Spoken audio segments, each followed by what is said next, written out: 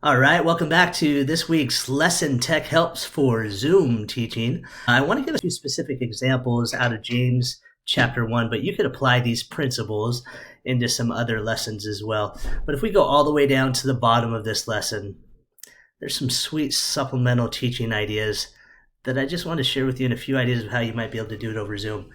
Testimonies of parents right here. What a sweet experience it would be if you can quickly this weekend email or call your parents and say, hey, could you email me a testimony of prayer? And then have them send those over email, copy and paste those testimonies into different slides, and do a little activity where you're going to ask the students to read together the testimonies of their parents. A cool experience that you might be able to do is ask the student that is their parent to read their testimony without them maybe even knowing. It might be kind of fun just to have them read the testimony of their own parent and ask them, what stands out to you about this testimony and what do you learn from their testimony? Let them go through that experience and share those things about testimonies. And then at the end, just share with them, hey, those testimonies that you read and you talked to, that was your parents' testimony. Could be a sweet little experience to have. Second, teaching tip over Zoom deals with this next suggestion right here, prophetic counsel about seeking wisdom from God. It's a great lesson to go into the scriptures in James 1. You can amplify that by going into all these other resources and finding more wisdom about seeking wisdom from God through other scriptures, especially doctrinal mastery scriptures.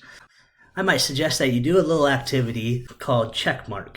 And that's really, really simple, but I would encourage you to, at times, if you project something on the screen, you can invite your students to put check marks and maybe have a certain color check mark that is just theirs. Put little check marks to participate in different ways. One way could be you could put something on the screen, some scriptures or something that they're supposed to be reading, and once they're done reading that and having the experience they invite them to have, they simply just put a little check mark next to it so you can see when everybody is finishing with their experience and when you need to bring everybody back together. Another way to use check marks in this lesson, if I were to have them study this prophetic counsel, I would want them to go to some different places. So what I may do is I may show a little slide like this to my students and say, hey, let's find more now. We had a great study in James chapter 1, but what more can we or do we learn about seeking wisdom from God from some other sources? And so you could do this. You could invite the students, again, assign them a color, and they're just going to go and choose their own adventure. And you might say, hey, choose one of these or choose two of these that you're going to go and just study for a few minutes, but put a check mark, annotate and put a check mark next to what you're going to do.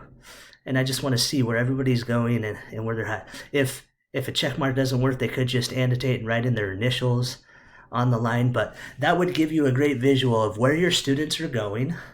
And then when they come back, then you could say, hey, give me a second check mark when you're done studying. Come back and start sharing the things, and you already have it shown who studied what, and a great opportunity to have a good discussion from the scriptures and the things that they learned together. I'll have this PowerPoint in the link below to help you out. Have a great week and enjoy teaching on Zoom.